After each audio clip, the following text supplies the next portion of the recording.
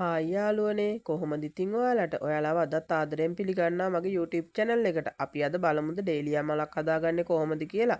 Block එකක් නැතුවම. ඉතින් වැඩි කතා නැතුව අපි ඒක හදන්න යමු එහෙනම්. මේ විදියට ෆෝම් සීට් එකක් අරගෙන මේ ආකාරයට රවුමක් ඇඳ ගන්න. ඊට පස්සේ අපි ඒක කපා ගමු. යාළුවනේ මට මේ මල හදන්න මම බ්ලොක් ඒ කියන්නේ රවුම් සයිස් 3කින් තමයි මල් පෙති හදාගත්තේ. මේ ආකාරයට කුඩාම පෙත්තයි මේ විදිහට කොටස් තුනකට රවුම් තුනක් කපා ගන්න. ඊට පස්සේ කළු පාට ෆෝම් සීට් තීරුවකුත් මේ ආකාරයට කපාගෙන වෙන වෙන්න නැති වෙන්න තීරු මේ ආකාරයට කපා ගන්න. ඊට පස්සේ යාළුවනේ මේ විදිහට කුඩාම ෆෝම් සීට් රවුම අරගෙන මේ ආකාරයට දෙකට නමාගෙන මේ විදිහට පොඩියට කට් මාක් එකක් දාගන්න. අපි දැන් ඒක හතරකට මාක් කරගත්තා. ඊට පස්සේ අපි ඒක කොටසකුත් ආයේ දෙකකට නමලා මාක් කරගමු. ඊට පස්සේ ආයේ ඒ කපපු එක කොටසකුත් ආයේ දෙකට නමලා මේ ආකාරයට අපි මාක් එකක් දාගමු.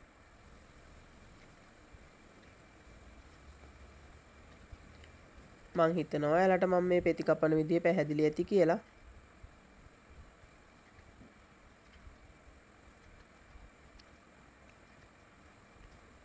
ඊට පස්සේ අපි මේක වෙන් වෙන්නේ නැති වෙන්න මැද කොටසට යනකන් ටිකක් දුරට අපි මේක කපලා හදාගමු.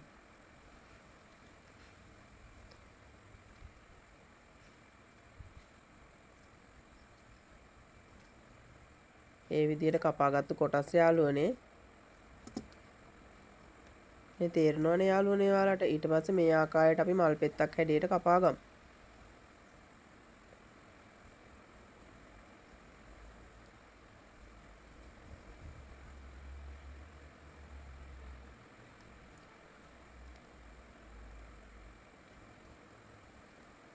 මේ විදිහට අපි මල් පෙති තුනම මේ ආකාරයට ලස්සනට හදාගමු යාළුවනේ.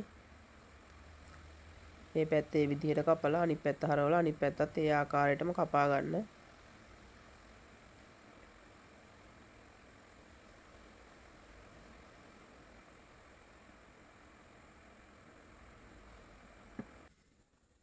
ඊට පස්සේ යාළුවනේ මේ ආකාරයට මම මේකට යොදාගත්ත රතු පාට ඔයාලා තද පාටක් මේ විදිහට ගා ගන්න. ඊට පස්සේ කළු පාට තීරුවෙත් මේ විදිහට ගා ගන්න. ඊට පස්සේ අයන් එක රත් කරලා මේ ආකාරයට මල් පැති ටික හැඩ කරගන්න.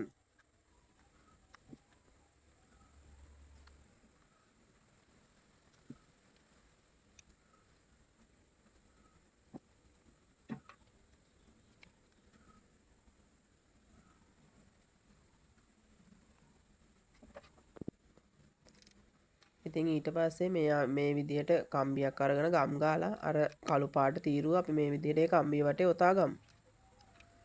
මේක තමයි යාළුවනේ අපි මේ හදාගන්න මලේ මැද කොටස.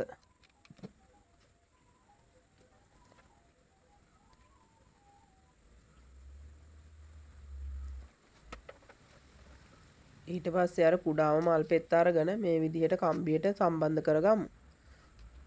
ගම් ගාලා මේ ආකාරයට අපි අලව ගමු.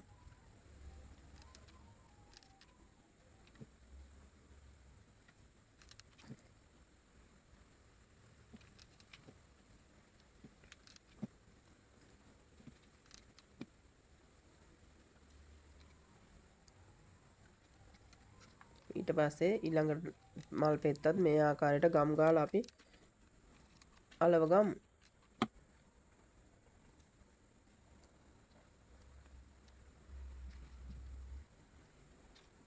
ඊට පස්සේ ලොකු මල් පෙත්තත් මේ ආකාරයට අපි ගම් ගාලා අලව ගමු.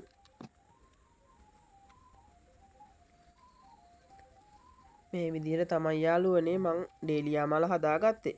ඉතින් යාළුවනේ ඔයාලට මේ මල ලස්සනයි නම් මාගේ channel එක subscribe කරලා like එකක් දාලා comment එකකුත් දාන්න. පැන්දිසියට ස්තුතියි. නැවත හමු වෙමු.